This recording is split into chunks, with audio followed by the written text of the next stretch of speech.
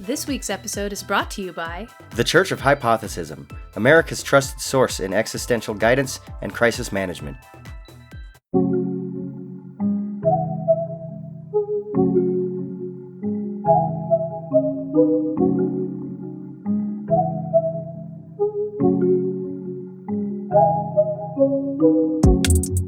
So we were talking about religion, and I brought up the fact that it seems as if every religion or spiritual belief structure has a sort of promise of a utopia or some kind of ultimate and infinite peace or like euphoria involved in its, like, that's kind of the end game almost for everything.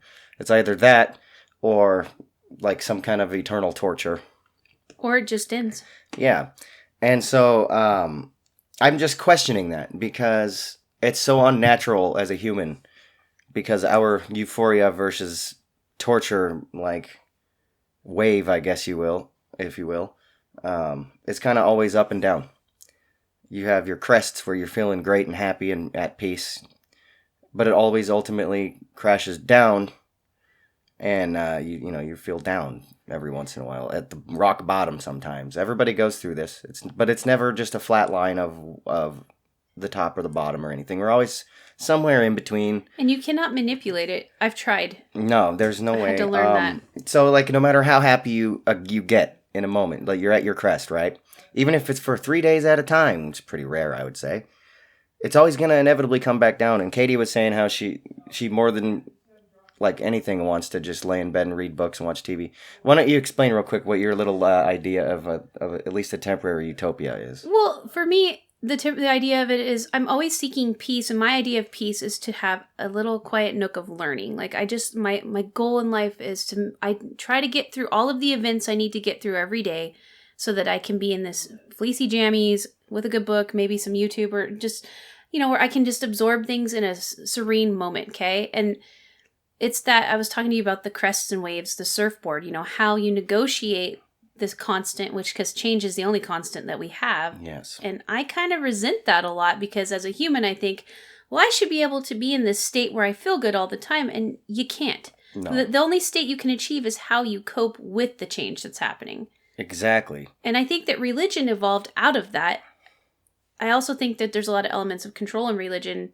All of them really. Well, let's say all Western religions seem to be like, I have lived this way. These are the tenets that I've created for you to, reach a certain state of being or a certain state in the afterlife. And if you don't follow them, you're bad. Yeah, it's most of the time, too, is some kind of an afterlife promise. And that's okay. Yeah. I would love to believe in an afterlife. I'm a skeptic on pretty much everything, though. But I would love to believe there's an afterlife. I don't have proof that there's not, so I'm more agnostic than anything, especially about an afterlife. But I would love there to be an afterlife. But it seems like all of these spiritual structures and religions want to say, there definitely is an afterlife. It's going to be with God, of whatever God you believe in. There's going to be like an afterlife involved with at least being in the general vicinity of a God. And it's supposed to be just heavenly and euphoric and happy. And that would be like a flat line of that. And I don't even believe...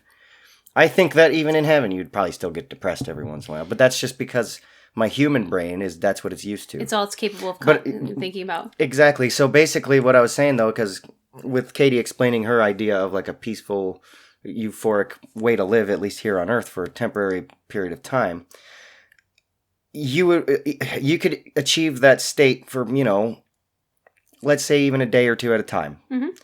That would be awesome. That's actually, pretty unheard of for the most part. Yes. Normally your happiness wave at the very top of the wave, it doesn't last very long, maybe a few hours, and then something else, some kind of input from the world around you will change that one way or the other. Stolen moments. But basically, yeah, you'd get bored or tired or hungry. Something will disrupt that top of the wave.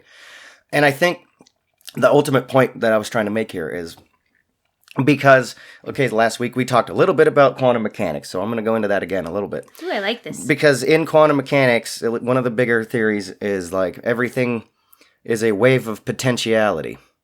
And kind of what that means is just like all the particles in existence are kind of in this wave of where does it go? It's in a wave form where it can land on any node or anti-node at any given time, depending on, I don't even know what. It can only become fixed when it's observed. Yes. Yeah. Apparently it can only be fixed when it's observed. And that it still doesn't explain, like, why it takes the exact,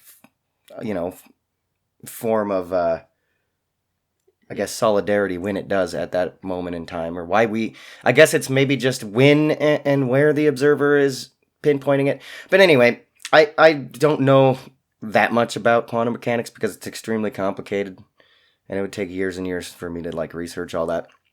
But I understand enough to say, at least generally, if everything is a wave of potential, meaning it hasn't really achieved anything yet but can go anywhere, it's got to be the same thing with almost any state of being.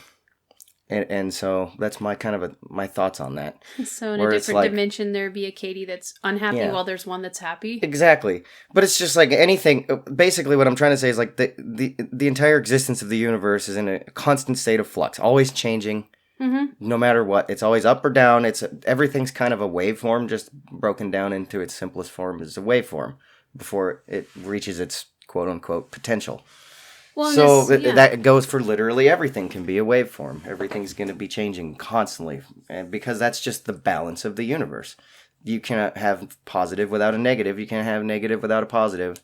Otherwise, it wouldn't be a wave, and there would be no existence. Well, we were talking about and then correlating that with religion and belief systems, that having that constant state of flux, I feel like our brains who crave order constructed these constructs to help us make sense and get through things, because the one thing you can count on is everything is going to be in state of flux. So having these tenets that are supposed to be unchanging, if you believe them enough, help you get through the day and maybe get you a reward at some point. I could see how that would really help people get through things. Like, I don't hate religion. I do hate... No, we're not here to judge any kind of religion or belief structure. We're just asking questions which is about it. And I want to know why, because the part about religion I truly hate is that when humans take it as a means of controlling or making you not have... We have a natural desire to ask things.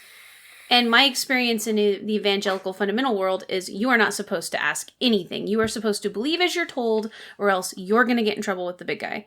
Big guy. Well, you are. And it's very... In fact, when I was a little kid, I used to pray, I don't want to make God mad. Please don't be mad at me because I do something wrong. You're going to do something wrong. I know that's the concept of grace. But the thing that upsets me is...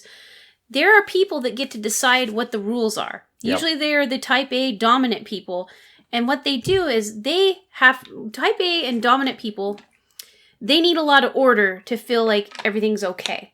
So how they make sense of the world's not going to be the same as other people, but they're going to tell you that you are not doing it right with religion at certain aspects of it. Like, don't question this or you're wrong. And that's the part I hate. I am probably not even explaining the it actual right. control structure of the most government organized does it, religions. And it's done in any group of humans when they try to have hierarchy. If you haven't noticed... Okay. Oh, I probably... What I have noticed, it's become so clear lately, is that the government is a religion now. Oh, very much so. Whether they know it or like it or not, or whether we know it or like it or not, it kind of... like forced its way into the territory of being a religion in a sense. I feel like partisanship is a holy war in a bit. If you look at it, do you see the crusades going on around sort of right now? Everybody is like having a crusade for their either the left or the right wing of our government. Colors.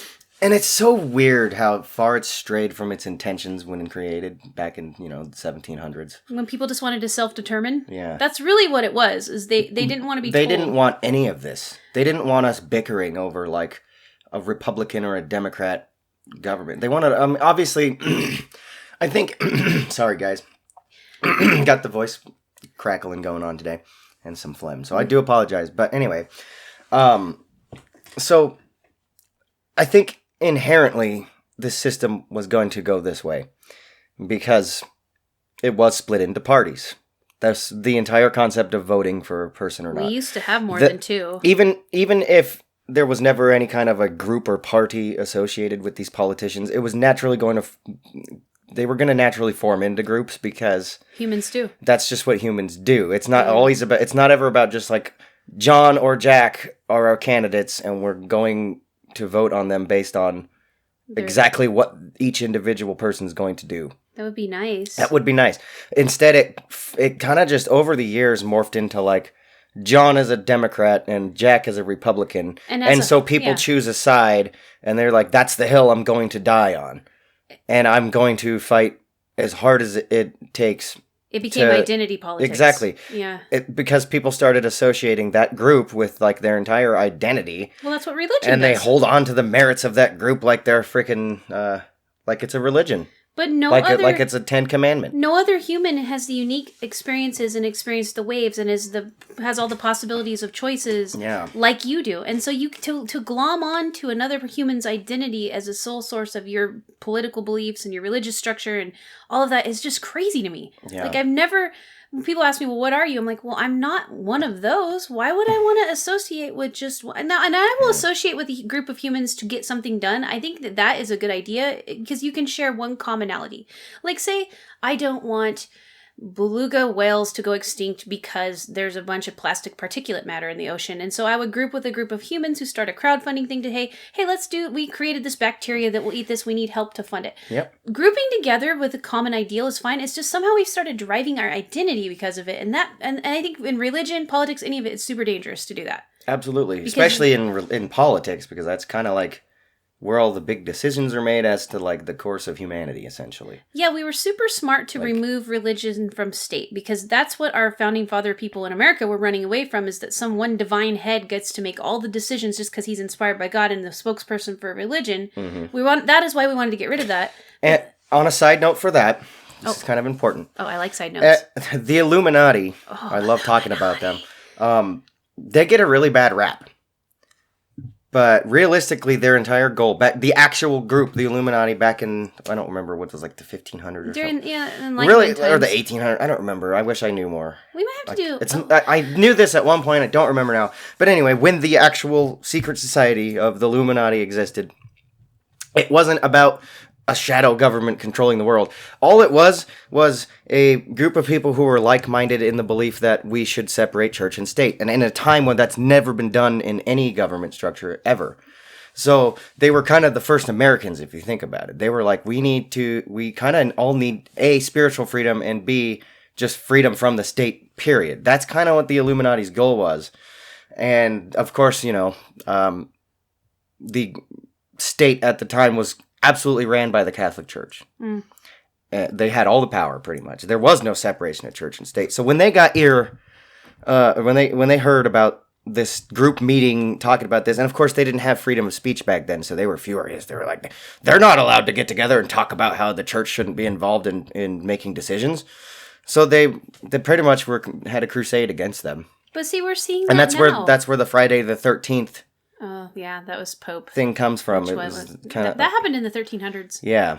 That was when they killed all of the... That was like the Knights Templar. Yeah, that killed all of them. I'm probably getting these mixed up. That's okay. But anyway, my point is the Illuminati was the first group of people, maybe not the first, but the first popular or famous group of people who said, we need to keep religion out of politics, because they were tired of like just the weird rules and control structure that was being in place.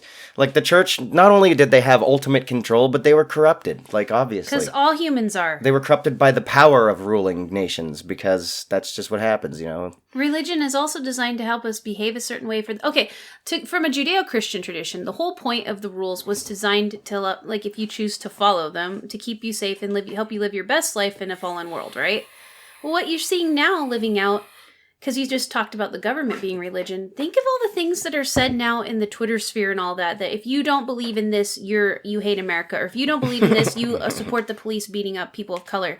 And if you don't chew Big Red, fuck you. Yeah, because it's got cinnamon bursts of awesomeness. Yeah. So anyways, it's like all of this is playing out again and again and again, and I guess that's the point I'm making is religion is obviously not helping us now, because so many people are not religious. Like the vast majority of our country has ceased being that way. So what are we doing? Like, I feel like education is super huge and spirituality is super important, but we almost need a whole huge new awakening, so to speak, because revivals happen. Maybe like an education revival where people realize that let's stop glomming into these groups that tear us all apart and maybe start learning and become back together and ask questions again and accept people where they're at. Yeah. And I think we do that anyway, like outside of the Twitter sphere. I think we do too. We still kind of do that. Like me and Katie were talking the other night, and before I say any of this, again, we're not bashing any religions. We're not judging any specific religion for any of their specific beliefs.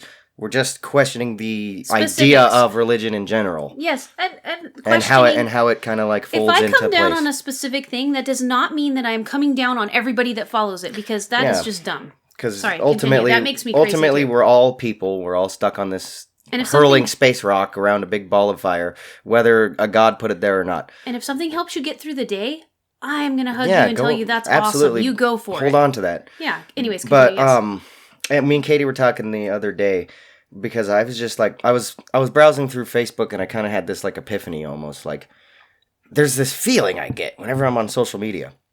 It's like I can't describe it. It's almost like it's like neural dissonance, or almost like a fight or flight just from scrolling, and not even reading anything, just kind of poking through. That's a type of anxiety. And I get this anxiety, this like fight or flight response to just scrolling through social media because I know that if I see something that I don't agree with, I'm gonna fucking get all pissed, or I get into the comments and see people battling. So it's like walking by an actual war zone.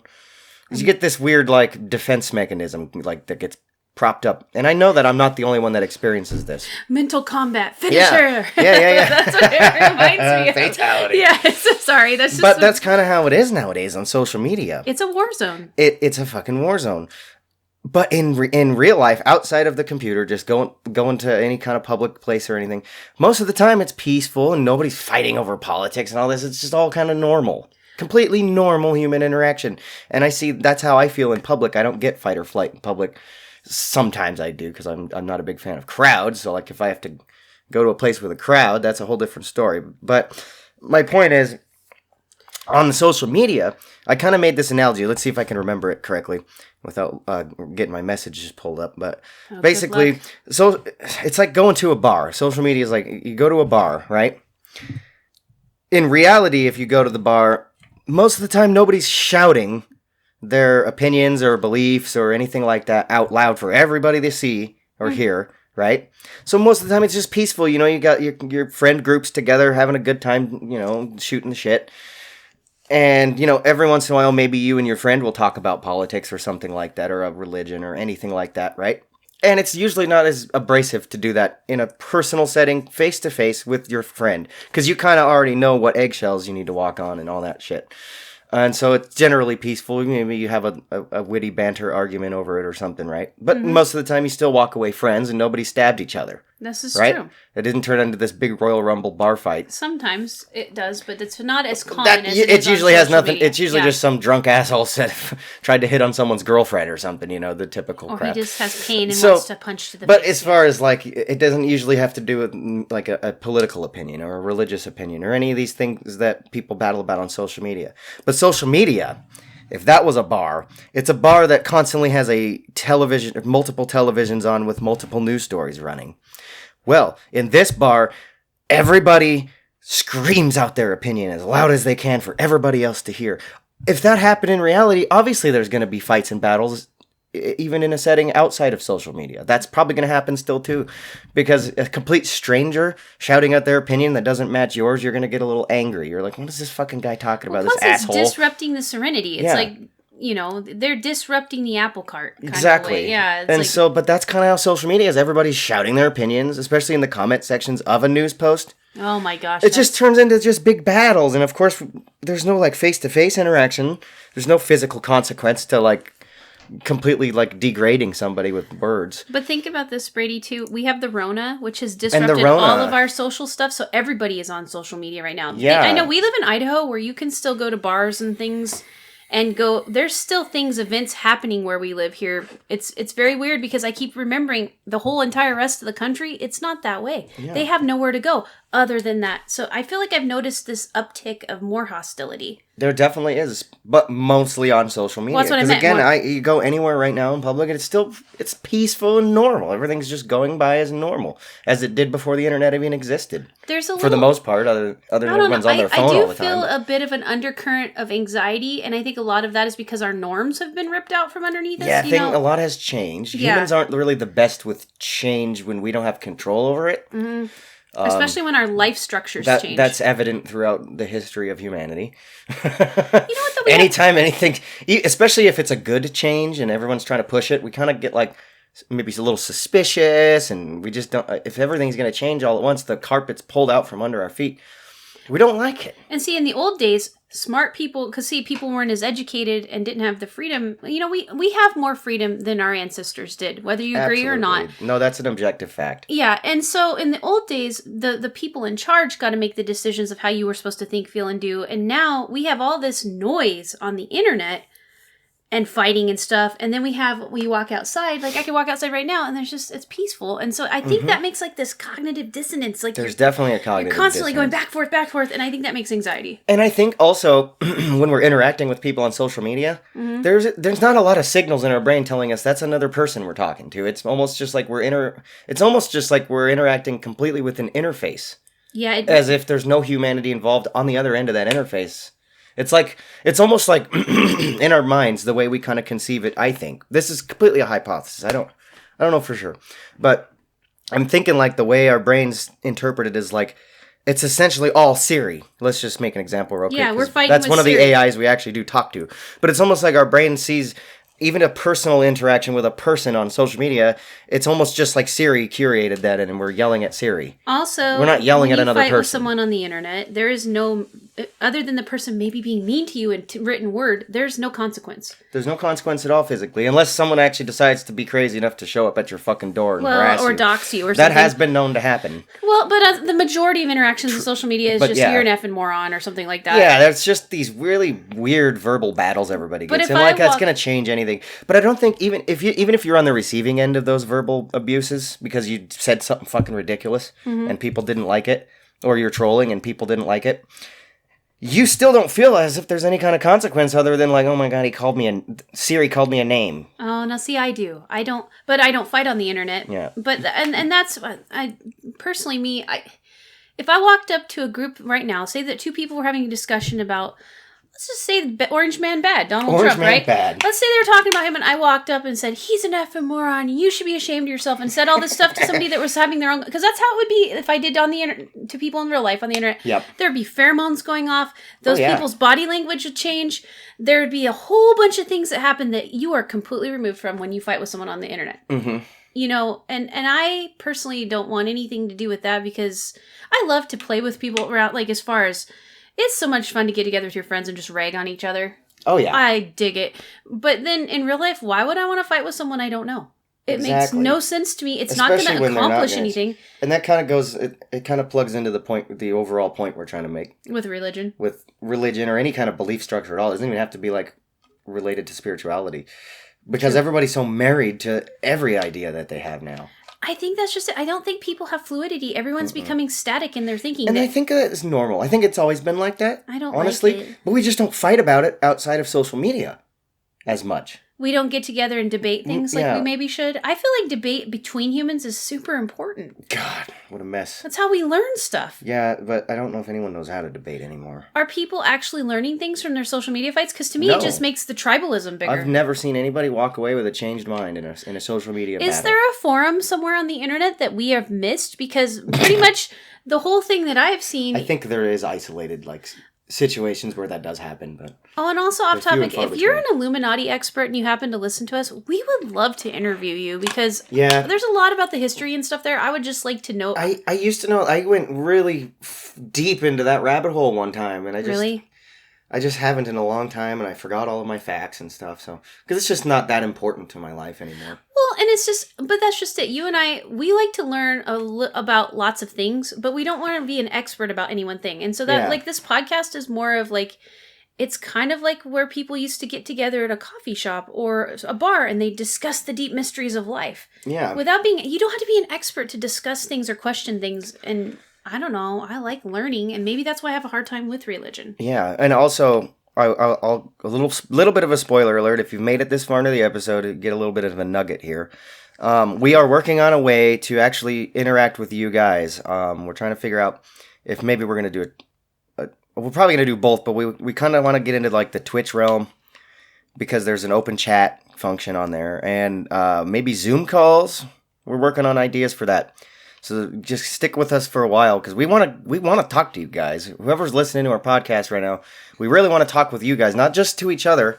Yeah. I mean, a podcast is great that me and Katie get together and talk to each other, and you guys get to kind of listen to it. We sort of talk to you a little bit, but I want to literally talk to you guys and have you be able to have discourse with us and talk back.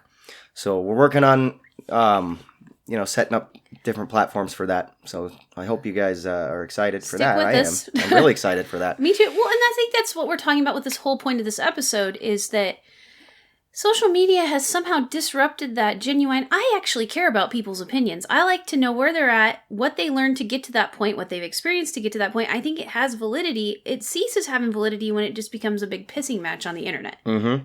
It's like you can be passionate about, you really, really believe that pots are actually green and that we just can only see them in this. You pick anything you want and I will listen to you and I might think about it and I might disagree with you, but I'm not going to treat you like crap because of it. I love to hear well-structured arguments for any point. Yeah. And that's why David Icke is so popular, because I think a lot of us do. Because David Icke, obviously, everything he's saying is mostly not true, I'm sure. Like, lizard shape-shifting people from the Hollow Earth or from Nibiru or what, I don't know, he's all over the place, really. Sounds fun to think about. He doesn't seem to have one single point that stays fluent. Yet he keeps It's a very changing structure of conspiracy beliefs, and I love it. But the way he presents these arguments for these things, and the way he mixes in facts and history with bullshit, is just so. There's an ingredient there. I love it. There's an ingredient. He weaves these conflicting things into a very beautiful quilt, and it's awesome. But I'm not going to sit there and believe it all. I'm huge grains of salt with that one. But the thing is just because, okay, but like, take him as an him. example. I've never actually listened, but take him as an example. Just because maybe 99.6% of stuff that he says might not be accurate, there might be that one little nugget of gold in there. That's the thing he does. He throws in these nuggets of absolute truth in with these theories of absolute bullshit, and it creates this awesome image of, like, I don't even know. It's almost like a book. Like, you read a good dystopian novel where it's obviously not the world we live in, but there's these nuggets of reality that we are accustomed to. And then we all love those dystopian novels. And I think that's my point. If you discount everything just because of whatever person is associated with, you're going to miss out on stuff. Mm-hmm. Like, you're closing your mind to the possibilities. Yeah. There's just endless ones out there. Yeah, I try to be as open-minded as I can. My wife doesn't think I am because, like, certain things like ghosts and stuff, I don't believe in. I've never had an experience to prove otherwise, and I think a lot of people are full of shit. Let's admit it. Well, especially with ghost stories. Some people just want to belong. Ghost hunting is an entertainment industry, and so they have to perpetuate the industry. But at the same time, I cannot say that there are not people that have had experiences. Exactly, and that's the thing. I can't prove everybody's experience is not real. I just know that there definitely is some people that are full of fucking shit, like those guys who caught the 10-foot fish when it was really like a fucking license plate. You know what I mean? Well, people love to tell big fish stories. People love to belong, and everybody exaggerates. I can't believe almost any of those ghost stories because I don't know who's full of shit and who's not. But you see, you just hit it on the head. People love to belong, and people love to feel special. And I sometimes wonder if we made an effort to make people feel more valuable, if we'd have all of these people like. Well, everybody's valuable. I'll preach that all day long. But we don't treat each other like we are. You not know, all the time. Everybody, no. Have you noticed? I was talking about this yesterday with some of my friends. We're sitting around a fire. That everybody has to have an ailment now. Like some unique, special ailment that makes you... And I'm sorry, I thought that was just me that thought that, and I thought maybe I was just an asshole. No, everybody has to have an ailment. And as someone... Okay, I have an autoimmune disorder. Why would you want one? It's the most horrible thing in the world. If you have one and truly have to live with it, you are trying to get rid of it or put it in remission. Why would you want something that makes you miserable just to feel special about yourself? I'm not sure. There was this weird... I don't know if this is still going on or not, but, like, people were fighting this battle for, like, disabled people or whatever, and they were, like, breaking their own limbs to be in a wheelchair so that they could, like, belong to this group of disabled people who were born not able to walk, and, like... Isn't that condescending? I think that's I would honestly love to talk to one of the people who did that to pick their brain as to what the hell they were thinking about that. Because they ended up being more offensive than they were, like... Because they were trying to be a part of the cancel culture. I hate... Like, how dare you discriminate? But they weren't disabled in any kind of way. They just wanted to feel like they were on the side of that so they could be an activist. So everybody wants to be a fucking activist Well, now. And that's just it. Empathy is fantastic. Virtue signaling is one of the most destructive, horrible things in the existence of history. They were trying to have a reason to virtue signal. And since their legs actually did work, maybe they were thinking, like...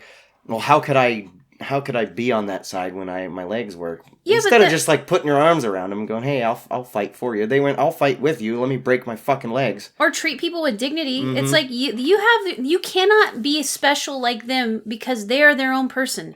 You're special in a different way. But see, I feel like this ailment culture is, and like gluten intolerance is a big one. And there's all of these other things. Like I have an actual cousin who has literal celiac disease. She'll die if she eats gluten. It's not a good time. She would rather not have that. Why would you want to pretend to be that way? Or it's new. I think it's nuanced, much like every other aspect of humanity. Because I'm thinking there's people who are trying to do the whole virtue signaling thing. I think there's also people who like just want to have a reason.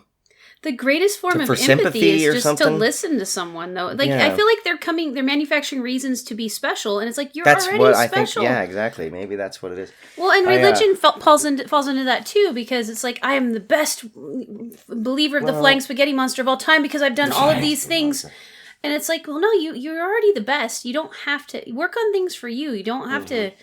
I don't know. I'm not hitting it right. There's just this weird prevailing opinion that everybody has to be the most magical, special creature of all time, or they don't have validity. Right. And it weirds me out. And it's like sometimes I've seen certain religious people who are part of a certain religion where it's like they're battling each other to see who's closer to godliness. Oh, I hate whatever that God stuff. That they believe in. Have you ever been in a prayer circle where you're supposed to be praying for people, but it's who can pray the best and be the most holy? And it's like, yeah. And I'm not talking without any kind of experience here, guys. Like, a little history here. Yeah, let's do a trip. Let's do a trip down memory lane. Started going to I believe it was a Baptist church when I was 7. Mm. Just kind of like the neighbors, me and my twin sister kind of like hung out with. They were super like Christian. And went to church every Sunday. Well, one day they asked if we wanted to go, and we said yeah. So for years and years and years, all the way till I was like pretty much 17, 18, I think, I went to church on Sundays, and sometimes I didn't go Sundays, but I also went to, when I got of age, I think it was like, middle school? Usually 6th grade, you go to youth group. Yeah, I went to youth group every week. That was my thing, like, because it's just the group I wanted to belong to, the group of friends I love associating with. And it was stable. And honestly, you learned a lot of good things. I mean, honestly, I can't say I didn't take anything from it. I don't think anybody's trying to, but no one's at the time I really believed all this stuff. I really, really was like deep into it. And I was to the point of like pushing it on other people and trying to be all self-righteous and just the entire point it's trying to preach against in general anyway. It's weird how some religious groups fall into the pitfall of doing exactly what they are not supposed to do. Yeah. But thinking they're still better than everybody else. I don't understand that. Never did. That's human nature. I grew up, going to church all the time and being really deep into mostly whatever the Baptist sect of the Christian religion believed. They're all pretty much the same. Like, if anyone wants to say differently, they're not correct. Because I went to evangelical churches. I went to Seventh-day Adventist churches a couple times. I tried all these different churches. At the time, I didn't even know that these were different sects of religion. But they were literally all the same. Like, there was no real difference, except, like, the Baptists typically had free breakfast and the other ones didn't. That's about it. They derive their tenets from the scripture. Yeah. They all had... Here's one commonality, though. They all had free coffee. And we can all say amen to that.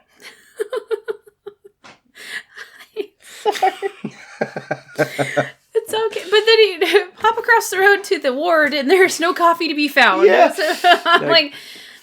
So it's a word to the Satanist church. If you don't have free coffee already. You're doing something wrong. I'm sure you do. I've never been to one of your organizations. But I'm just saying, if you don't have free coffee, you should have free coffee. If you don't, then shame on you. How dare you not peddle that caffeine? And I grew up similar.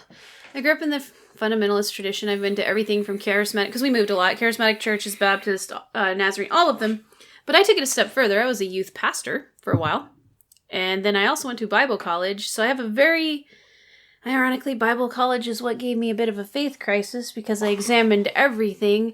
And it's funny, I still have faith, per se, that I'm like you. I cannot say that nothing is out there, because I feel like that's arrogant. And not everything has been answered yet. And if anybody knows me, I'm a bit of a conehead. I'm not an arrogant person. You guys, we've lived on this planet for thousands of years, and we barely know anything about the fucking ocean.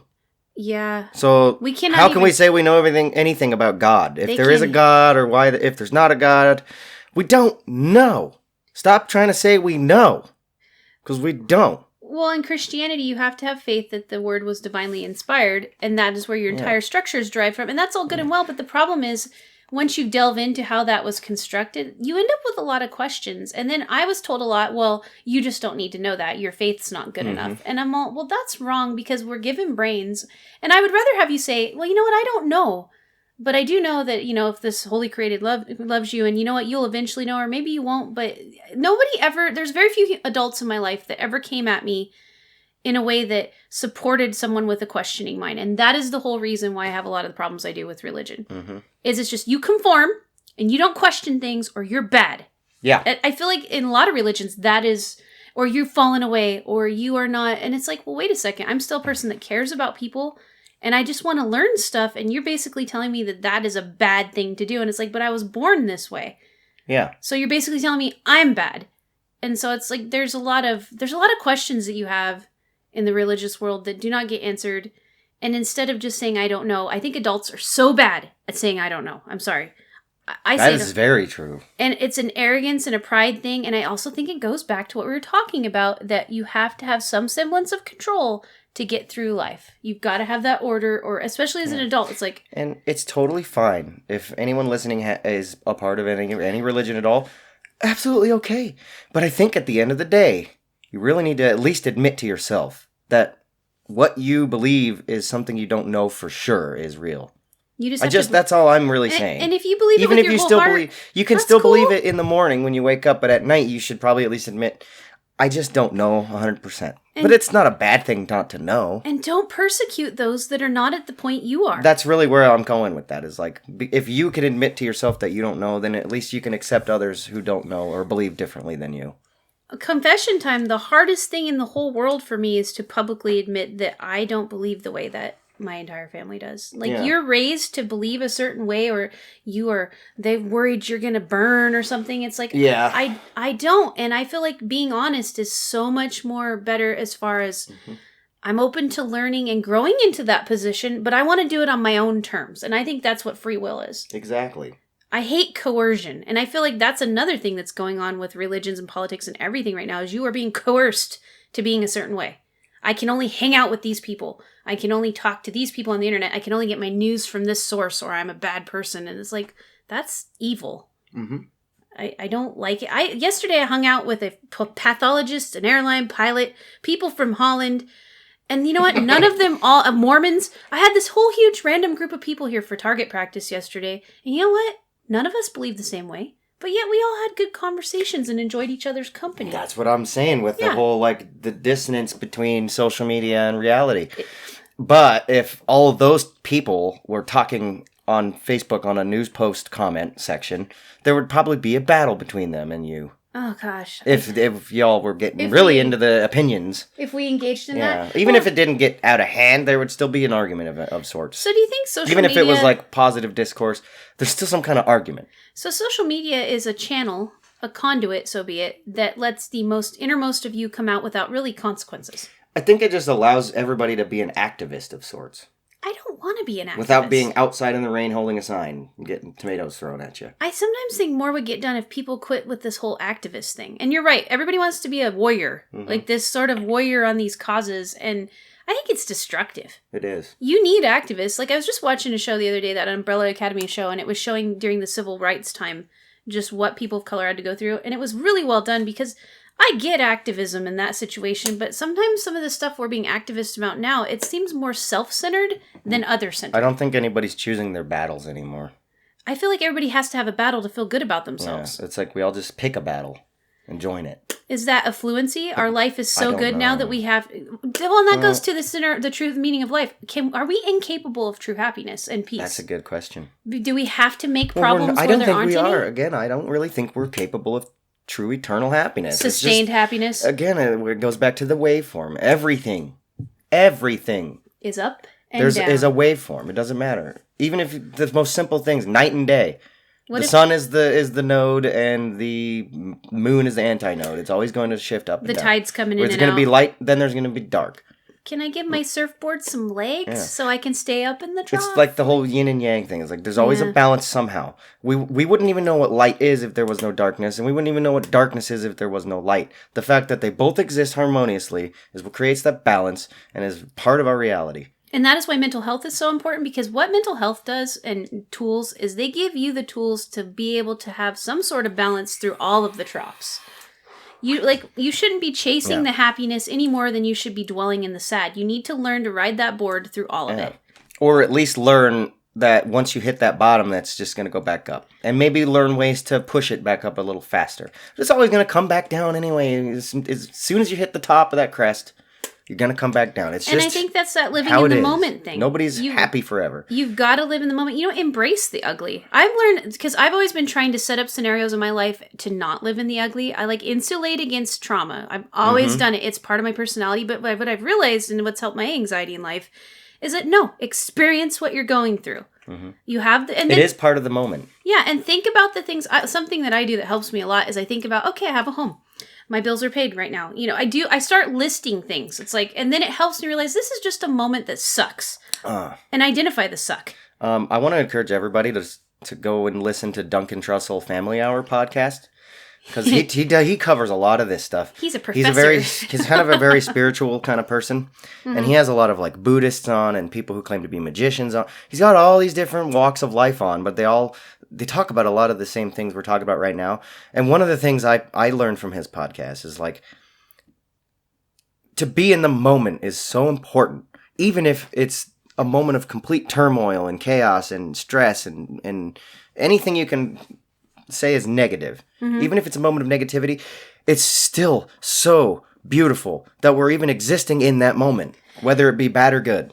That you still have to experience that. But then that moment of negativity makes when you get back to the top of that crest, at the moment of ultimate positivity that you're going to go through afterwards, it's going to make it so much better to just embrace that negativity and ride through it. He preaches the joy of existence. Just existence, whether it's bad or good. It's so fascinating that we're even here at all, experiencing life in the moment at all. And we preach the joy of questioning. Yes. Being able to ask questions is so well, always question the moment too. And it's so glorious part of the beauty of it to ask questions and to be able to learn answers. And some things you can't learn the answers to yet, but you still get to think about them.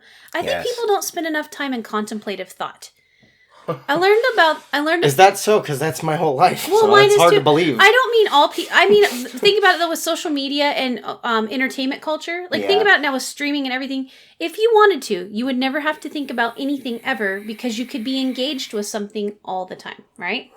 Indeed. There were people throughout history that sought contemplative thought because it's such a magical place to be. And kind of philosophy was born from that. Yes, because it's I feel like again, but these were times when the church had ultimate power over everybody at all times, or they tried to. I feel like contemplative thought is the only place you can truly be free. Philosophy really broke out of all that, as it was almost like I don't know really what I'm trying to say here, but it was, again, religion controlled everything back then. And so these people were just questioning it. Well, the Enlightenment was the age of reason. What is a constant in all of this? We started asking questions and that we're not dictated by a central authority. Oh, we have a visitor. Oh, I didn't even notice. We do. A central authority. The central authority of my house just walked in. Get out, central authority. Okay. It's a free zone. There you go. And for all you that can't see, that was the Tom. Yeah. He's our resident cryptid and paranormal and unexplained expert. Yes. Someday we're going to interview him. Yes, one day. Yeah, we're going to. Him and your sister. It'd be fun. Heck yeah. Yeah. But back to what we were saying, sorry. Okay, yeah. You guys, you got to meet Tom. He's awesome. He'll be on the show someday. I like him too. Even if he does interrupt podcasts. No. He didn't interrupt it. He was great. How dare you? Okay. I think that's the whole point of our episode today, because you and I were sitting there. Life this week, last week I was in the bottom of a trough. This week Brady's been in the bottom of a trough a bit. Weird, yeah. A little bit, yeah. Yeah. And it's mostly just stresses, not just... I'm less on the existential negativity than I am on just the day-to-day minutia is getting to me kind of negativity. Well, and it's okay. We all go through that. Sometimes, just the weight of the world crushes you. That's a fucking heavy world. It is. But I'm gonna come back out of it no matter what. So I already know that. Well, and I think that's something, everybody is like so anti-ageist or anti-age in our country. Like it's all about being young all the time, but something that you kind of get with age is you have all these, if you are truly growing, you develop these tools to help you cope with things. Like there's not a lot. We went on a family road trip, was it last winter? And my truck engine blew up and everything went south and it was a really bad situation, like bad. And ever since I handled that, I realized there's really nothing I can't handle. Because it's going to work out. And it's like how you react to something is the part that you can control. And most people... That's stoicism, is it not? Pretty much, yeah. That's I encourage everybody to research a little bit on stoicism. Stoicism's fantastic. That's advice that we can all live by. And it kind of help everybody on the planet, no matter what walk of life you're from or what you believe. But essentially, like, try to focus on the moment. And guys, I'm not always perfect. focus on the moment. No, I'm not. There are times I melt down. Yeah, I say all these things. It doesn't mean I'm gonna like live by them constantly all the time. Nobody can. That's the thing. Well, and I think we're never in total control all the time of everything. No, and I think that's the one constant is you're gonna fail. Yeah. And I think people need to quit being afraid of failure. It's I learned so much from messing up. Failure is so important. There's so much pressure, especially in our professional culture, to be perfect all the time and always successful, and you can't be. You know what it kind of feels like? It's like the entire world at one single moment in time is failing at the same time. Mm-hmm. Oh, that's interesting. We're going to learn something from it, I hope. I think this is a massive failure. Well, we're going through a societal shift, and a lot of it, you have all these things converging. AI, robotics, manufacturing's changing. Communism still exists. I can't believe it does. And that's another thing. Why? Not just communism, just the completely, like... dictated to communism with one ruler trying to fucking control everything. Well, you mean supreme overlord communism? Yeah. Well, and then we also a little bit of light communism in your family or something. That's different. Light communism? I drink communism light. Communism works in the smallest of groups. Let's just put it that way. But even then, in an entire country, the dominant person, okay. even with light communism, the dominant. If we were all just joking, by the way. If we were all the same attributes, then communism worked, but we're not. So the dominant people are always going to take it and make it horrible. Yeah. I don't understand why people don't understand this. But with all these things converging, you were saying, sorry. Oh, well, no, I was just thinking, too, we have I just read this morning that Compton is going to start giving people universal basic income as a test. We have all of the things... But it's a test, at least, right? Well, they're doing it because... We get to study what happened. Exactly, because what we're doing is we've lived a certain way for the last, let's say, since post-World War II. We ratcheted up. At the least, yeah. And then starting since about the 80s, we've had a standard of life that has been growing and about the same. Yeah, globalism. All of that is shifting now. And I think that's where a lot of the anxiety comes from, because you said we don't do good with change. But then also that's how true. We relate to each other as a species has changed because of the internet. Well, there's a lot of change. The coronavirus forced everybody into an aspect of change. We just weren't ready for it. It kind of blindsided us, and we changed a lot of things overnight almost. And it's not going away. And then you have the other change, all of the social changes that we're going through. We're going through a lot of those. Yeah, and I think even people are slowly going through some kind of a physical evolution as well. And we just haven't really found all of the effects of it yet.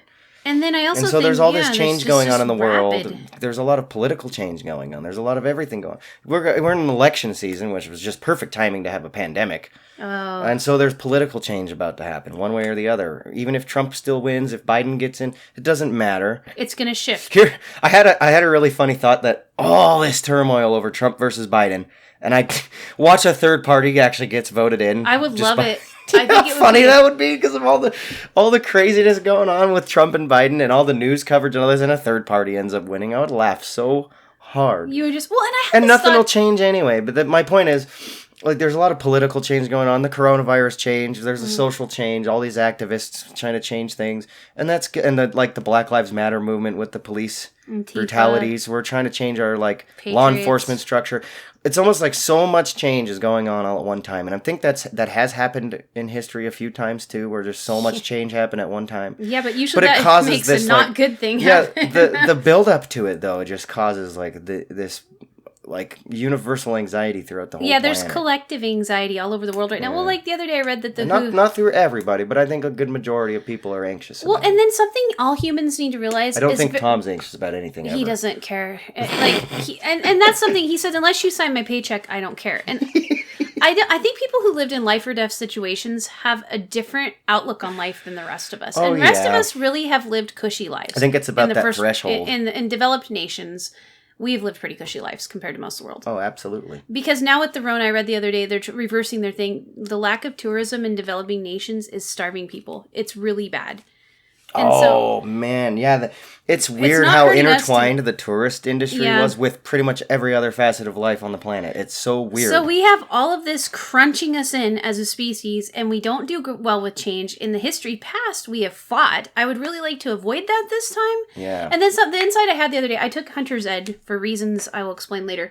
But to hunt? Well, maybe? that, and also I just had to have it because I was born on this arbitrary date line. You know that Idaho's giving out swan tags. Is that what you're... We will talk about that. Is that what you were building up for? Well, what I was building up is... Shut up, Brady. Is 5% of Americans hunt. And then it feels like everybody hunts here because of where we live. Yes. And then 5% hate it. And I've correlated this, my weirdo brain did. I think 5% of the world's population is noisy.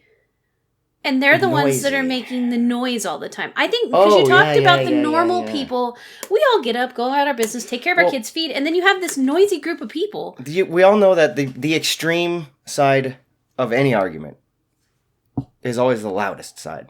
Mm-hmm. And I think that we've got the 5%ers in each group. They've got this huge platform that everybody can see all the time. And then we all have thoughts about everything. Oh, yeah. Like... I'll point blank say, I do not like communism. And that's just because of history. But that doesn't mean I won't listen to Kim Jong-un might disagree with you. Exactly. So, and I also no matter what, there's someone will disagree. And if someone out there loves communism and can make a well-reasoned argument, I'd listen to them. Just don't purge me. You could even say, like, completely benign things like, puppies are cute. And somebody's going to be like, someone's going to be the contrary to that. I don't know why. And I think that's if you hate puppies, hey... There's probably a reason for it or something. I don't know. I'm probably going to disagree with you on that particular topic, but I'm not going to want you excommunicated or killed. Exactly. You must be purged. You know what? I'm calling the mafia on you because you don't like puppies. You don't like puppies? You're dead. How dare you? Yeah. The puppy mafia. That's... Well, and that's just it. Doesn't social media make you feel like that if you said something that someone's going to have you purged? Yeah. From the collective? Oh, if only. You could say, I like Donald Trump's hair. Oh my God, how dare you say that? Or, I'm just... Puppies. Oh my God, puppies aren't cute. How dare you? It's like, but how is it not unanimous that puppies are cute? Just if I watched this documentary I think it was an episode of Nova on PBS. I don't know if everybody in the world knows what Nova is. I'm just assuming they do. Well, okay, how about Americans? Basically, it's a documentary. Most Americans over 30 should maybe know what Nova is, right? If you don't know what Nova is, I don't know what to tell you. But I thought that was just something everybody knew. But it's a documentary, essentially. That was so assumptive. A documentary series that is public broadcast TV paid for. I know what Nova is. And one of the episodes was about the actual science of cuteness, why things are cute. Because we also think something's cute. And puppies definitely fit all of the requirements for cute. So objectively, you could say puppies are cute. But everybody also has subjective opinions to say. Well, then you have biochemicals. Some people... I have a friend who doesn't like animals. Yeah. She just doesn't like them at all. That makes most people uncomfortable.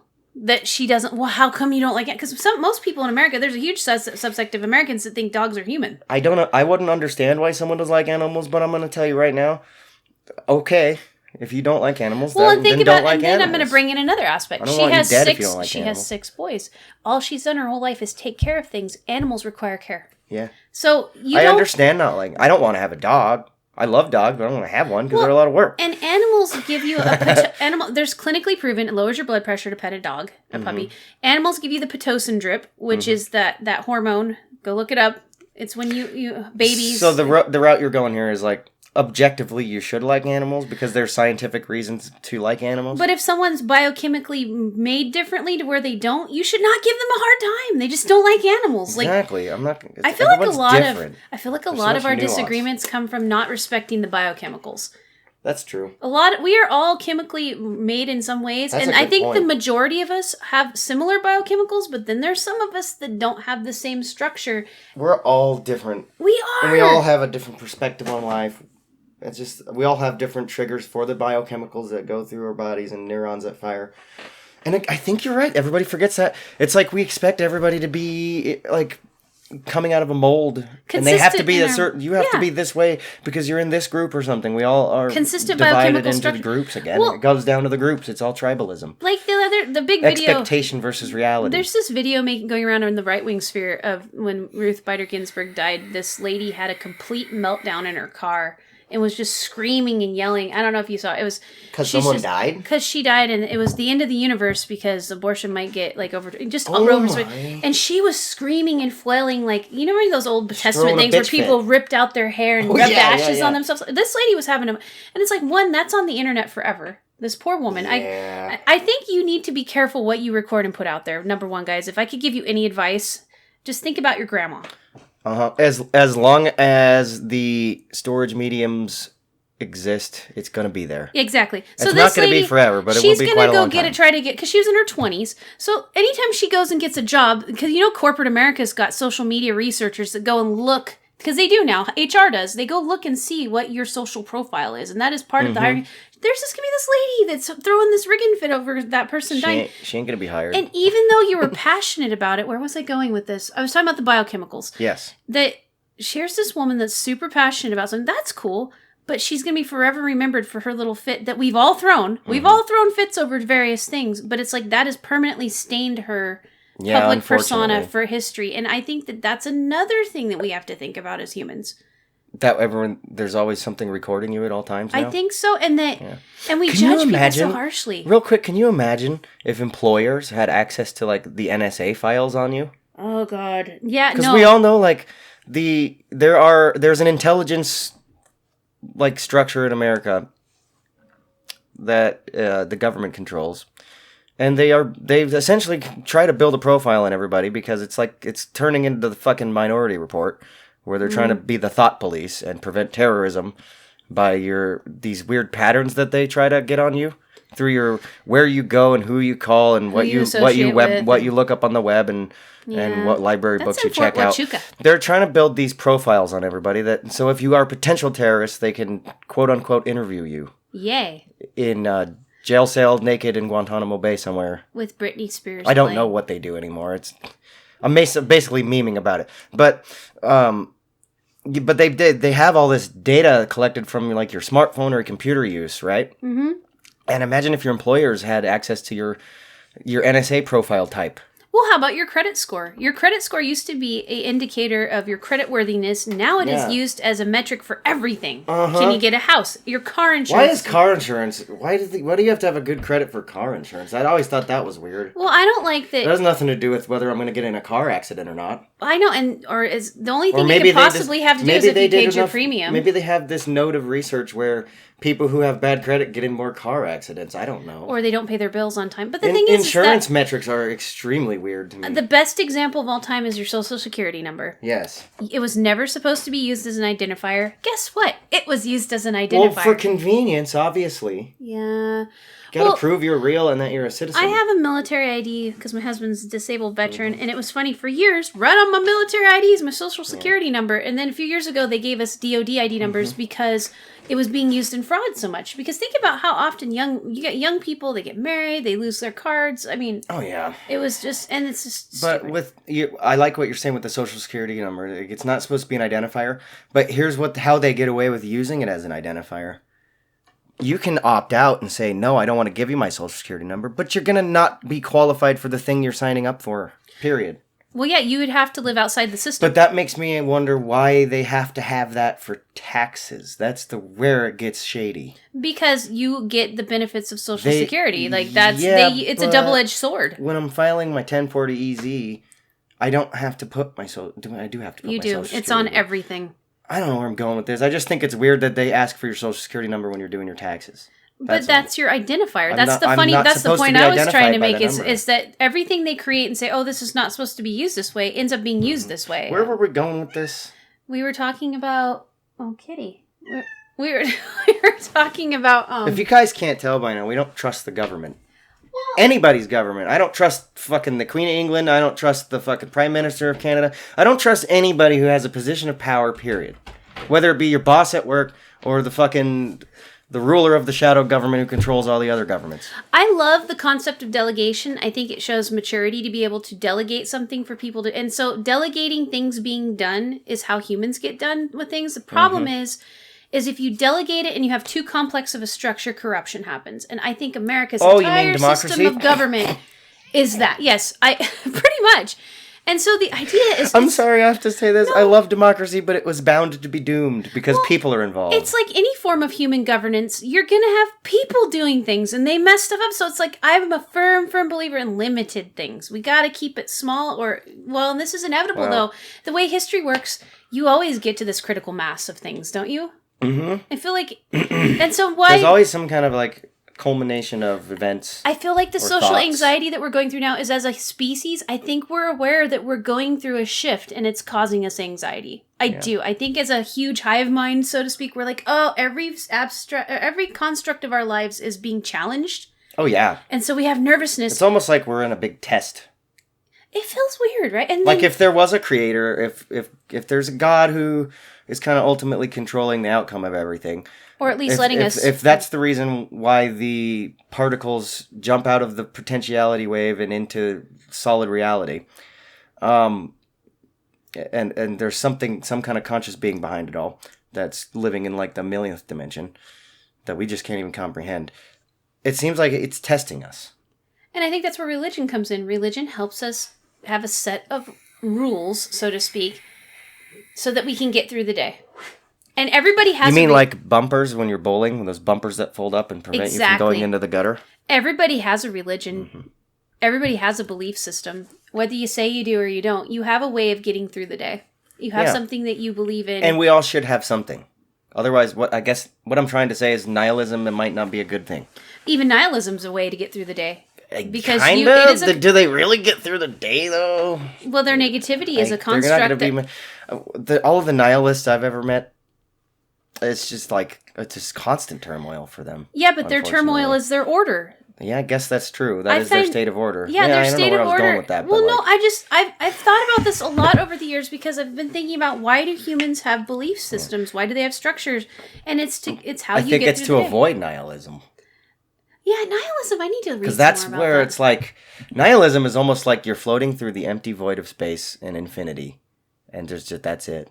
Well, it's just... like life is just floating through the and it's empty just vastness a negation. Of space. Well, because it just literally means nothing. Yeah, nihilism is like the belief in there's just nothing. There's no structure to everything. It's all chaos. Well, and it's a negation of all the things... happened to have happened. It's anti-existentialism. Pretty much, yeah. Like... that life is baseless, life is meaningless. But see, then and so it's just like, I think religion is to battle that feeling of nihilism that we... And I think we all have that. I think inherently... we all have this like understanding that we are on a tiny rock in an infinite space of nothingness. Well, and I feel like yes. Well, so I think we all have like an inclination to battle that a little bit because it causes anxiety. It really does. You get an existential crisis when you really start to think about the fact that we're these teeny tiny organisms on a rock floating through space around a big giant ball of fucking fire within a galaxy full of balls of fire. I can go on forever. But some member in our family told us we're super special because we exist, so we're all craving that. I think we want to feel special in the huge universe. I feel like everybody that has ever existed ever wants to feel I think we are sacred. Special. I really do. I think we are special. Each one of us is so unique. I think all little creatures are special. We all have a purpose. It's like what I was saying, what Duncan Trussell was saying. I'm not a nihilist. It is fascinating that we're even in this moment. That we even exist and are not just blown. Like, okay, another thing. Even if we're not the only life forms in the entire universe, we're still it's amazing that we've found this little chunk of real estate in the universe. Think about the math responsible for us to be lined up in particles having this conversation right now without blowing apart into a million different pieces. Yeah. It's think about the numbers. If break down that wave of potentiality again. Think about the numbers, the probability that this is happening right now in this moment, that you're listening to this podcast right here in this moment, doing whatever the hell you're doing. It's the probability of it is so infinitely small that's why it's amazing it is happening because it. And I think people should be able to find the joy in that existence, but also understand that it's not always going to be a good time because of the flawed nature of our world. Because I do believe the world is not perfect. I think it's an amazing that it even exists, but there's all sorts of things that are just slightly off, which makes me tend to believe more that there is a created aspect to the world because you have to have free will in order to have that. You have to have flaws. Well, it is in it is absolutely true that there is a universe. Exactly. It's full of energy. Exactly. And that's what creates the things. The energy pools together naturally, and that's what creates stars and planets and all these other things. And I'm not arrogant So enough there to is say an I know how that all works. There is an infinite empty space, but there was some kind of energy in that infinite space that it likes the other energy that's out there, and it pools together, and that created stars and planets and stuff that we know. And us, eventually. And the somehow, big question out of all that, was we that were put set there. in motion, or did it just happen? That's where existentialism comes from. I think it would also drive you to insanity to sit and think about it all the time. Well, yeah, look at me. I think about it all the time. I do too. Because I need to know. I have this need to know. What is that? And I don't need to know because I need to know if there's a God or a creator that put us here, if it's just chaos. There's a need to know because I'm genuinely interested. You're curious about how I've always been genuinely interested because I know the end result, which is universe, planets, galaxies, stars, and particles. Well, then we have entropy too. We're all gonna entropy. The fact that it's going to all spread out eventually too, and become just teeny tiny particles of energy, and maybe those will burn out into nothingness. Well, I watched this thing about like how essentially there will never be just complete nothingness because there's something that exists at all times. Well, and then also they just came out the other day that they think that black holes are just other things that have universes that have happened and have fallen in on themselves. Well, so maybe. It's perpetuating. Black holes are so complicated. I know, and amazing. And I'm just paraphrasing that. There's an article out there, guys. I'll maybe link it if I can find it. It was a very interesting way that they thought of it. I think that you're an existential journalist. Yeah. You're always asking the 5 Ws. Who, what, when, where, why? Yeah. Yeah. I mean, think about I'm an existential explorer. Yeah, that's what I got my miner's hat on and. Well, and I want to shine light on things. And to not be scared of it. Humans are scared of the unknown, and then when it's explained, it might make them uncomfortable because it's not the way that they order their lives, and so then they have a violent reaction. Yeah. And I was watching a little ape the other day on this TV show. He was a chimp, and I noticed with chimps, because I've watched shows on them before, when something upsets them, they react violently. And I feel like most of our actions as humans are, even if they're mental, scholarly, whatever, we react violently to something that challenges our existence. Mm-hmm. Well, there are theories that we might have evolved from chimps. Yeah, I don't know. I've thought a lot about evolution in my lifetime because we do have evolution happening right now. Mm-hmm. There's micro and macro. I think that inevitably things evolve.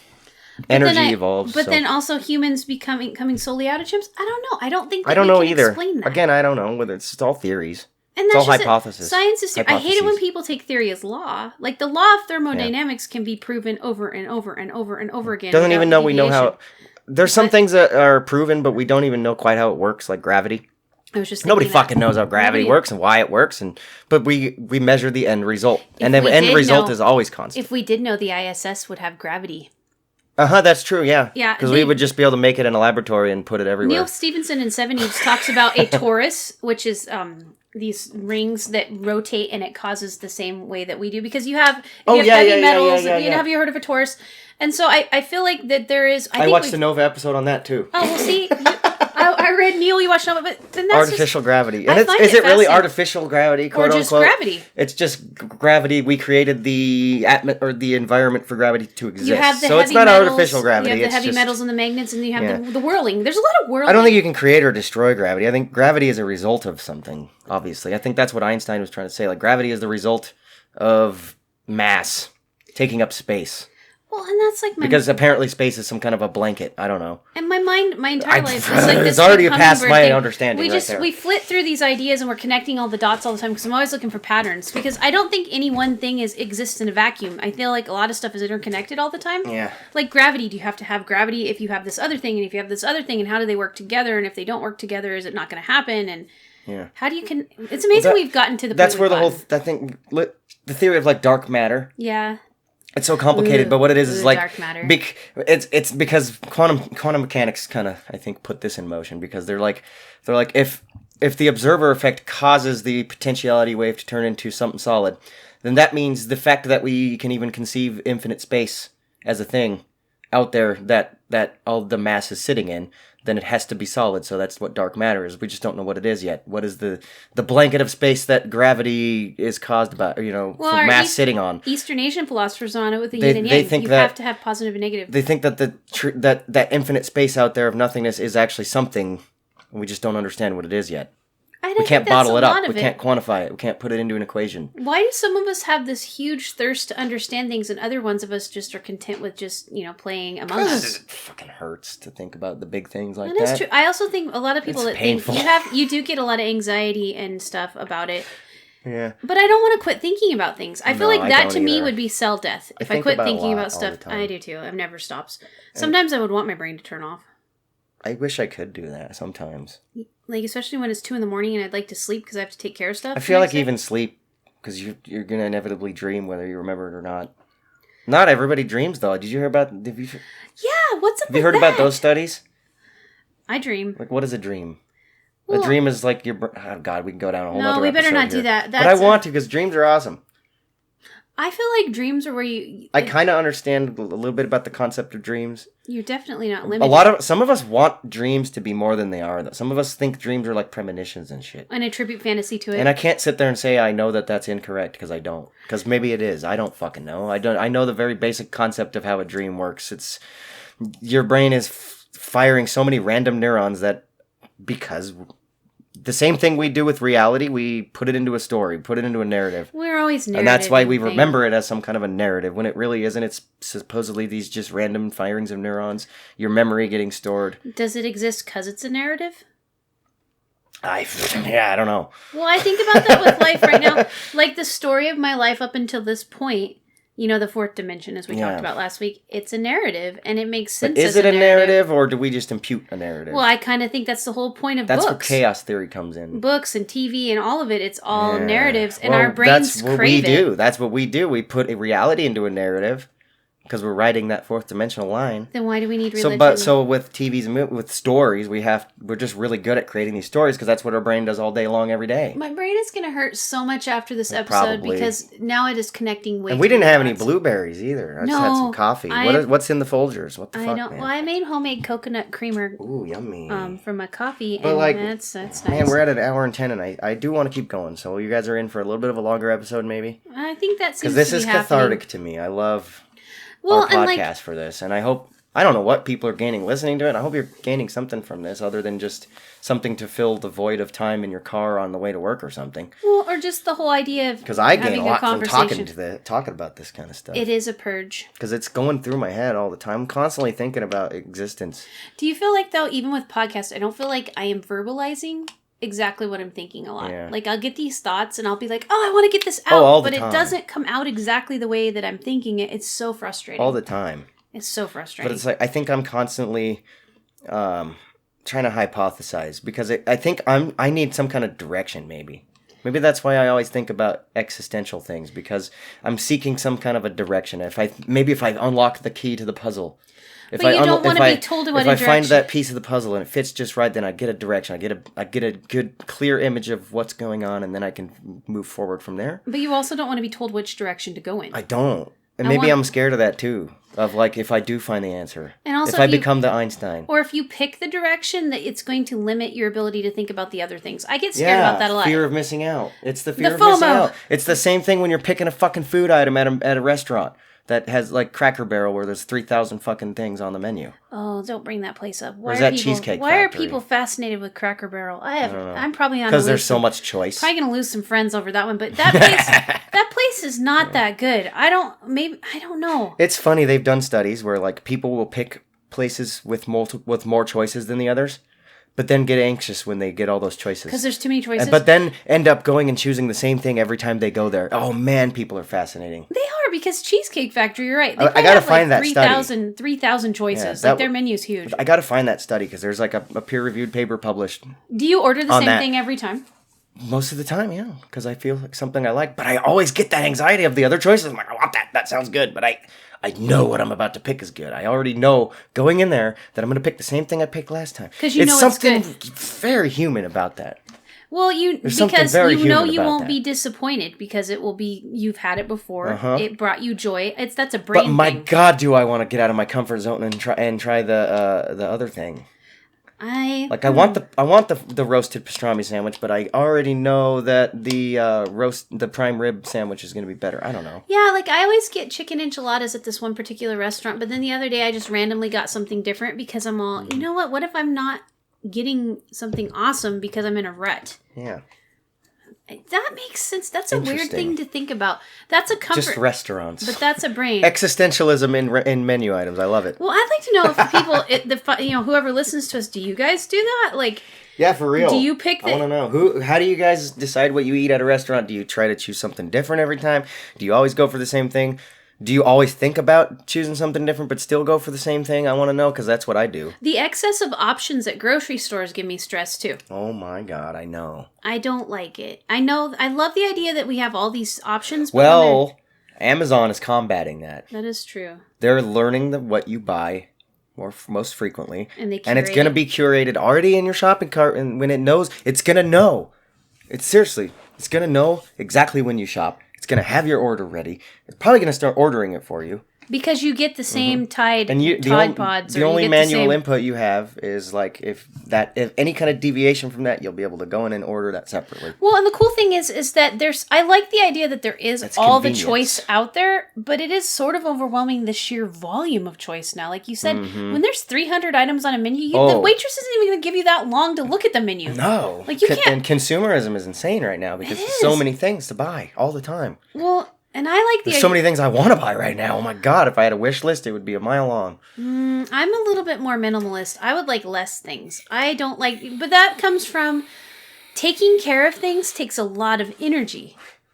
And when I buy something, in the back of my mind, I know I'm going to have to take care of this, and that is going to take my time. Or have a place to put it. I need to get rid of a lot of things. And then when you have children, there's a lot of things. Oh my God, yeah. There's so many things. My economics teacher, hopefully I said this before, maybe I didn't. My economics teacher had the best phrase I've ever heard in my life, and it's that you can't have everything. Where would you put it? It's so perfect in its simplicity. Where would you put it?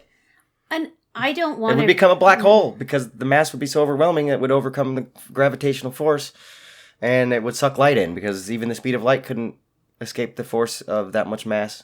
Black holes are confusing. They are. Well, and then you think about it. There's also another aspect to this. Some humans they derive an emotional attachment to items. Yeah. There's a whole. You're like right. Hoarders, they have a. I don't have that. It's not even just hoarders. Literally, everybody has a sentimental attachment to some one thing at least. And honestly, biochemically, I must be messed up because I don't like anything in this room. If it took a hike, I wouldn't lose any sleep over it. Like if your house burned down right now, you weren't able to grab one single thing. I don't care. And you know why that is, though? I moved every 9 months. Well, I would hope we would want to grab the laptop because it physically holds all of the podcasts. That's in the cloud. That's true. That's a cloud now. I've learned, though, over the years of that not truly... Well, what about your body? Are you physically, emotionally attached to your body? What if that...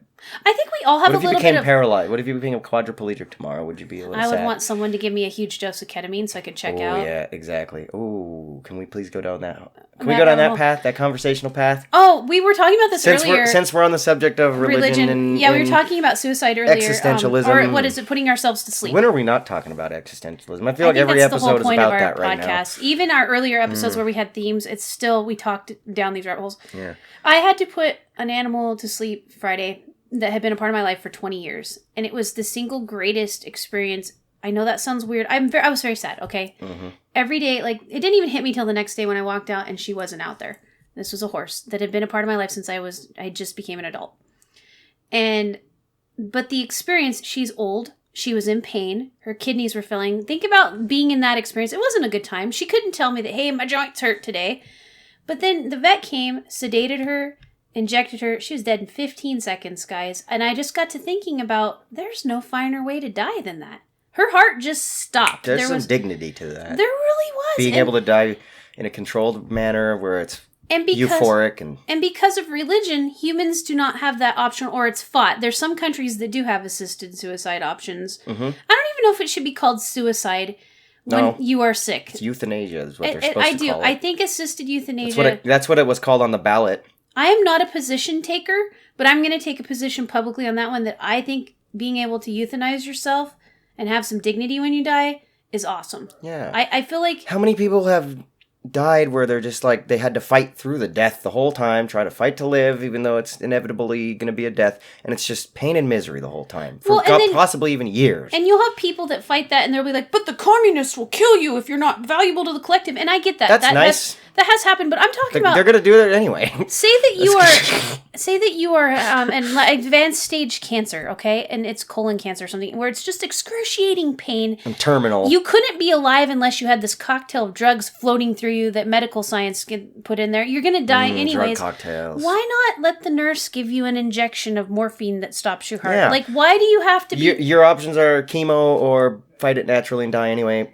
Why don't they have a third option where it's like, or you can just opt out now, man? Isn't that the ultimate expression of free will? You sign the paper, we put you in the thing and put the needle in your arm and you're gone. Coming from a Christian tradition, they're like, God's in charge of life. That is what, and he then God's an asshole and he makes us suffer before we die. And the thing is, though, is he gave us minds. Sorry. Well, no, it's okay. It's like I think all humans have felt that at some point. And he gave us minds, and we came up with ways to mitigate things, back to mitigation. Mm-hmm. Why would you want to suffer? Like, when you don't have to. We don't let our animals do that. If he gave us the ability to invent a way to not suffer, why shouldn't we be able to take that and... I don't know, man. And you shouldn't... We're talking about religion right now, man. Like, well, it is. And this, I think, assisted euthanasia. Sorry, I have to say, Space Daddy is a fucking asshole. Yeah. And I'm sure he would agree. Well, and maybe it's tough it has love. to be it's this tough way love. for It's free cool. will. I don't know. I don't want to think of the Lord. He's supposed to be benevolent. I think Space Daddy. I think Space Daddy went to get a pack of cigarettes and never came back. Ouch, Brady! Ow! That's the. I mean, really. That's the. He might come back in 20 years when we've grown up. And, oh, hey! Let's go get a beer. Let's go get a beer. I love that we went from euthanasia. You want to play baseball, Dad? Oh Dad, I haven't liked baseball since I was 10. I don't know how to play catch because what the fuck, I never man? had I know you were never here to teach me. I throw like a girl. Man, if Space Daddy came back tomorrow, God, Jerry Springer would. God damn. We would if we could take God on Jerry Springer. The paternity test has proven that he is alive. Oh Maury. No, that's Maury. But if we took Space Daddy or God or whatever, we could take him on Jerry Springer. Every time you say that would be so intense. Every time you say that, I think of Kurt Russell on the Guardians of the Galaxy too. Yeah. That Space Daddy was not so nice. I forgot movie. they kind of did that. Yeah, they kind of did that. But see, even he wasn't the creator. He was just a god. Yeah. It doesn't mean I don't love Space Daddy. He's just an asshole. Tough love, man. Who hasn't thought in real life? Who hasn't thought like your parental figure at one point was an asshole? I think it's important. You have to do that to grow up. Mm-hmm. You have to see the fallibility of your parents in order to grow up and have an adult relationship with them. Even God can't. I love be my perfect. parents. God can't be perfect. There's no such thing as perfection. Maybe he is. And maybe he's not what we think he is. Because you can't have perfection without imperfection. Well, in this system... So he has to fall somewhere in that wave, right? I don't know. Or is he outside this system? I don't know what the hell I'm talking about. I Sorry, don't either. Guys. It's just fun to joke about Space Daddy. Space Daddy. Because he never taught us how to play catch. Well, I like how we went from euthanasia to Space Daddy jokes. Like, that was a... Well, he ain't paying his child support. Well, no. Space Daddy, come on. What the fuck, man? We're down here in poverty. Not everybody You ain't paid your child support. He likes some kids better than others. Yeah. Why can't the state find Space Daddy and make him pay his child support? They can find everybody else. Yeah. Come on, man. We want free college. Do you think Space Daddy has a Facebook? And he kind of spies on us through Facebook? I'm going to look right now and see if Space Daddy... Well, I know God has a Twitter. Of course God has a fucking Twitter. Who is running the God Twitter page? I'm really seriously curious. Like to... that's just fucking funny. That's got to be fun to do that. Well, I think Satan has one too. Of course Satan has one. Oh, look at Who's running the Satan's Twitter? Oh, that's awesome. That's a band. Space Daddy is a band on Facebook. Oh, God. I got to hear that. I'm looking that up later. What does it mean? Is that on fucking Spotify? I don't know. Or Bandcamp. It's probably on Bandcamp. Space Daddy. Let me look here. Space Daddy band. I don't know. Oh, Lord. But seriously, we were talking about euthanasia. We were. Oh, it's Space Daddy and the Galactic Go-Go's. Yeah. But really, guys, sometimes... Okay, death is inevitable. It is. That's 100% for sure. Nobody's going to ever Your be able to cells overcome can only that. divide a limited amount of times. Yeah, we're all going to die. The universe is going to fucking die. Same Get over it. But why can't we opt out if we want to? I'm not saying I'm going to go do that. But if something happens and I'm going to be terminally ill and why do we even have to here's the thing. Why do we even have to justify it? If I want out, I should be able to be out. I don't even have to have a reason. I shouldn't have to have a reason. Isn't that true I shouldn't have to go to fucking Papa Orange Man and and state my case for wanting to opt out. That's control over other humans. And that's the thing. If we truly have free will, it's nobody else's business but ours. Now, obviously, we should have tools in place, and we should have, for people that are in pain and kill themselves as far as mental pain, I feel like there should be tools. You're killing me over there. I'm going to die. I'm sorry. No, go ahead. Do it. I just love freedom of speech. You do? Because it lets me say these kind of things like Papa Orange Man. Papa Orange Man. So we have Space Daddy and Papa Orange Man? I just realize how awesome freedom of speech is. If your country doesn't have freedom of speech, we're really sorry. And leave our freedom of speech alone, people. It's a fucking drug, man. You warriors of justice. I can say anything I want on this microphone. You can. Hopefully I won't get and we're well aware, literally assassinated for it. We're well aware, people, that just because we have free speech doesn't mean we have there's freedom of consequences. Consequence. Yeah, if I sit here and start preaching about some kind of anti-Semitic stuff, I might get assassinated. Well, or, you know what, if we started some sort of movement where people hurt themselves, we are responsible for that, whether we're held responsible or not. Yeah, we get it. Anyway, back to Fire. I just love how I could say things like, why should I have to go to Papa Orange Man and make a case? You shouldn't. Your body is your own. If I said that in China, man, I'd be fucking dead. I think we would have already been dead in China. Oh, dude, episode 1 would have probably killed us. Yeah, because how dare we talk about how to make our lives like better and more comfortable? Yeah, no, I think that still goes back to the euthanasia thing. Do you think would they ever be able to euthanize themselves in China, or do they have to work themselves to death? People euthanize themselves every day via suicide, and that's the thing. But God, is it dishonorable? You take the dishonorable You're so selfish, route. And that's like you know what? Selfish. How dare you not work for the state? Well, and I just until don't your understand, very last breath. Like, why couldn't we have a system where, you know what? I don't want people to end their lives because they're in mental anguish. That makes me sad. But that's about me. That's not about the person. Yeah. So, like, if you're sitting here with pain that is so bad that you are just either a vegetable, or how about Alzheimer's? What if you wrote an advance directive that if I lose my mind, I want to be you keep making these really awesome points as to, good cases for it. Again, shouldn't even have to have a case for it. It shouldn't even be a reason or a rhyme to it. That's true. If I fucking want to opt out, I should have that right. And I don't even know necessarily if you should even have to be a certain age to do it. Because, seriously, I think I'm talking about the cases because you can opt out right now, but you do not have the access to. But you don't have the access to the ways that are not hurtful. Oh yeah, I mean yeah. Right now, I don't know. You can kind of. They say it's euphoric to drown. There's all these other. You can build a nitrogen chamber. You can sit in your garage and get carbon monoxide poisoning, and supposedly that's not too bad. But the least painful options we don't have access to because of the dignified options. The dignified options, and so that is a conversation. The fact that you're making the decision in a clear mental state. And you go and you get a specific drug that makes it euphoric to do it. Why do I have to have a medical professional? But the whole construct of what we're talking about is a permission slip. Yes, you have to have permission. Why do we have to have that? We technically don't have to have that permission slip. I think permission slips are part of the problem. I think what we strive for is a cultural understanding and a cultural agreement that we should be able to do it. Because as of now, there really isn't that. And derived... It's dishonorable, it's frowned upon, however you want to look at it. It's derived from religion, though, Brady. Yeah. All of those constructs that we have about suicide and euthanasia now are derived from religion, yes. If your son came up to you right now and said he wanted to commit suicide... I would not like it. Like, what's your mindset behind that? That's the whole problem. One, you're 13, we're going to have... People are attached to us. I hope everybody has somebody attached to them who doesn't want you to do that. And like my child being 13, you're developing in your mind still. I'm sure there's youth suicide's a huge problem. That's right again now. What I'm saying, I'm mainly talking about terminal illness. The people who are attached to those people who want to opt out don't want them to do it. And they're going to fight for them not to do it. Probably. Even if they were terminally ill, how many times? That's not fair, do we see somebody terminally ill and we put them in hospice on life support and try to prolong that as long as possible? We do that all the time. We've talked about this before, too. Though. We're selfish. That's the thing. We're selfish. It's about... If I'm trying to keep someone alive that's suffering, it's about me. That's the animals. It happens all the time. I can't say I'm different to it because, if my daughter right now became terminally ill, God, I would be heartbroken and crushed. I wouldn't want my child to suffer.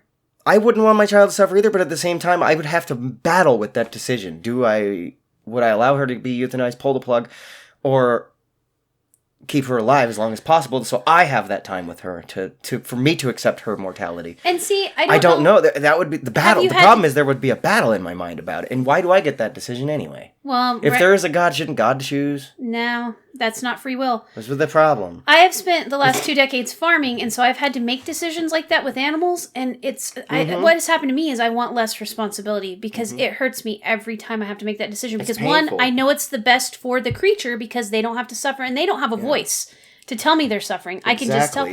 At the same time, but it gives I have you to this say authority. goodbye to something that I care about. Yeah, having authority It gives you this sucks. authority on that timer. I don't like being in charge of anybody. We're going to die inevitably, but it's like the timer. Okay, and also, we're going to die inevitably. Wouldn't a nicer death, a dignified death, a less painful death be better than lingering on and suffering? I would think so, yeah. There's a case for that for sure. Mental or terminal illness. Yeah. I think we need to start in terminal illness land and then go from there. That's a really good place to start. I think it is too. When we're talking about self-euthanasia, because obviously, like, that's one of the more... Like, that you have to have permission from the government. Nobody wants their family to die, but nobody wants their family to fucking suffer either. I don't want... except if it's like that Uncle Joe guy that we all hate. Everybody has that one Uncle Joe or something that we all hate. Not Uncle Joe. But I don't think we would want him to suffer either. I don't mean specifically. Damn it, Brady. Uncle Joe, I don't have an actual Uncle Joe. I like you. I don't even have an Uncle Brady Joe. Brady is not allowed to euthanize you. Okay. Well, we need to call this the Sorry, Uncle Joe. Sorry. We need to call this the Ice Flow Initiative. We need to start talking about when when people get to a certain point, like the Inuits, you go out on the ice floe. Because another thing, well, that's almost selfish in its own way too, because they just didn't want to deal with the problem of an elderly person to feed. I don't want to be a burden to my family, and anybody that gets older, you should think about that, because there's a lot of selfish older people that just think you're supposed to just take care of me, even though I made bad life decisions. Pay for my home. And it's like, well, life is just hard. Yeah. I think it's just hard. I think that's why religion exists. I think that's why all of this exists, is we're trying to make sense out of all of it. And how to get through the day. Man. Ride the waves, Brady. That's true, man. I would like a surfboard that made decisions for me. I don't like... Oh, you mean like a self-driving Tesla? Yeah, I need the Tesla. Hey, is there an autopilot for life? But no, we won't want autopilot. Could you make a self-driving surfboard? That's the beauty of life, is we don't have an autopilot. Because we get to make choices. That's one of the most... That's why life is partly so fascinating, is because we're not... Well, maybe we are. I don't fucking know. That's what we talked about last week. Are we on an autopilot? I don't know. We're just kind of riding the car and it's going wherever it wants to go. No, because we have input. Sometimes it runs people over. We have input because of quantum mechanics. You told me this. Like, it's not a fixed point until we put the input. Or is the observer control? I don't know, man. It's so big and vast. And I don't think our brains can wrap it around it. And we keep trying to. But that's why we're starting the Church of Hypothesism. We are. Good segue. Good segue. I have to pat myself on the back for that. We are developing the tenets of this religion because it's needed in this time. Your reward for listening to an hour and a half of us ramble. Yes. About God only knows what. Yeah, we don't even remember at this point. Here's the thing. If you haven't noticed, there really ever is a point to our episodes. We're not making any kind of conclusion. Nope. What we're doing is making an educated guess on the topics we're discussing. We're making a hypothesis about our existence. Yes. Or the little tiny pieces of the existence. And how they fit together. Sometimes we are focused and we talk about one thing. Sometimes we're all over the place. But mainly we're making hypotheses. I love making words. Well, yeah, and it's a supposition or proposed explanation made on the basis of limited evidence as a starting point for further investigation. That is truly... That was wordy. Well, but it's truly... I learned the easy definition of that, which is an educated guess. But it's a good way to put it. Limited evidence. Pretty much the entire existence of the universe, we have limited evidence. It's based on what you know. Yes. A hypothesis is a guess that you make about something based on the information you have available at the time. It encourages study and research. And inquiry. So that later on you can compare the results of your research to the hypothesis you made in the beginning. So our church is the antithesis to most religions. Exactly. So we are literally starting a church. I don't know if we're going to register it as like an actual church in reality. Of like the government. I don't know if we can go to Papa Orange Man and say this is what we're doing, but we're at least in the constructs of for fun. Yeah, we're gonna start a church called the Church of Hypothesism, where we encourage you to come up with your own conclusion based on the information you have available at the time. And question everything. And if you need a place to belong, which all humans do. Yeah, you get to come be a part of our group and ask all the what ifs, and we'll ask what ifs right back. And I'm sure this exists already, but we're doing it anyway. This is our group. We're doing it on the internet. We can do what we want. But we would love you all to join the Church of Hypothesism. Totally your decision, but we're going to tell you what we have to offer. Eventually. It's a welcoming group. Yep. that encourages questioning everything, coming to. Well, I don't even want anyone to come to a conclusion. I want us to all continuously learn and grow together. And you'll never be judged for being comfortable where you're at. Nope. If you can believe whatever you want coming into this, as long as you're willing to come and make a hypothesis. Yep.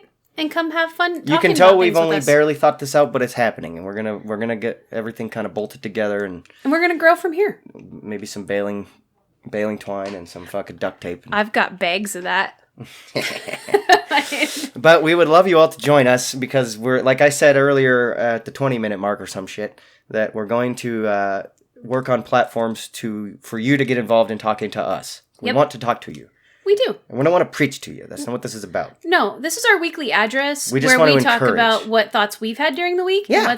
And we want to know what your thoughts are, because that'll change our thoughts, and then we'll ask more questions, and the hypothesis will keep going. We want to guide people. We want to be there to hold your hand through your existential crisis, because we all have it. And also, we get really, really excited when we learn things. Yeah. And so, bring on the learning. Give us information. I know some of y'all are experts and stuff. We're more jack of all trades kind of thing. We're generalists. We know a little bit about a lot of things. Yep, we're generalists. That's what it's okay. called. Because that honestly, the best hypotheses come from a lack of knowledge. Yeah. And I would say, because then it gives you the bigger opportunity to learn. Brady and I just have inquisitive minds. Yes. But we also are not experts at any one thing. And if we haven't scared y'all off by now, stick with us. Stick with us. It's going to be big, you guys. It's going to be fun. Mm-hmm. Y'all get to be a part of it. Whether you don't pay or you actually do pay, because we are going to have, it's going to be a bit of a paywall for certain things, but not in a nefarious way. Oh my gosh, but some of those things... It's not like we're only going to hold the secrets of hypothesism at the $922 mark. And the podcast will be forever free. It's free. Not like that. Right? We've already discussed that. That'll be forever. But we do need money. To keep the lights on. We need more money. Got to keep the light. We got bills to pay, and we want to continue this, and we want to, give to you guys. But obviously, it just requires a little bit of resources. So oh my gosh, guys! That's where you guys come in to help us a little bit, because we all know you can't monetize a podcast on, for nothing. Orange Man bad fluff dollars. We can't just make a podcast and all of a sudden the money starts flowing in. Where does the money come from? It comes from your pockets. But I will say the merch that we're gonna have for the tiers. Oh, it'll be worth it. It's just gonna be so. You great. have to. Here's the only thing that you have to hold on to faith about, is that it's going to be awesome and going to be worth it. That's the only one thing we ask you to believe in with total faith. I kind of feel like that's the perfect place to leave this. It is is. that it's going to be awesome. Absolutely. All right. Have faith, ladies and gentlemen. This is going to be big and awesome, and we promise we're going to make it even better for you guys as an experience as a whole, not just you listening to us fucking ramble about crazy shit all day. No, even though apparently some of you like that. Because we're getting downloads, so that's awesome. Thank you very much for anybody who downloads us. We love you guys. And you know what, honestly, we're both just really excited to do this. And we're not in it for the money. We're in it to interact with you guys. Yeah. That's all, really. But the money makes that possible. Yeah, we have to make a living. I don't care about profits. I just need to pay the bills so we can keep doing this, so that we can be able to interact with you guys. And, we're going to leave it there. We can totally leave it there. And you guys have a great day. Bye. Bye.